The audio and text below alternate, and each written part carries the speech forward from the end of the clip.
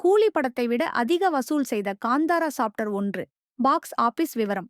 2025 ஆம் ஆண்டு ரசிகர்களால் பெரிதும் எதிர்பார்க்கப்பட்டு வெளிவந்த திரைப்படங்களில் ஒன்று காந்தாரா சாப்டர் 1. கன்னட நடிகர் ரிஷப் ஷெட்டி இப்படத்தை இயக்கி நடித்திருந்தார்.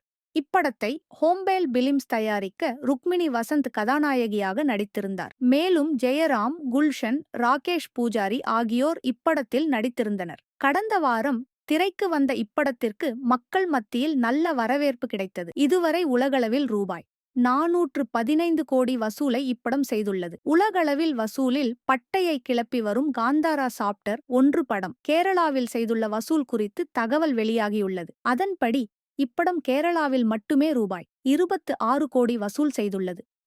இதன் மூலம் கூலி திரைப்படத்தின் கேரள வசூலை விட காந்தாரா அதிக வசூல் செய்துள்ளது. ரூபாய் 25.5 கோடி வசூல் செய்திருந்தது என்பது குறிப்பிடத்தக்கது.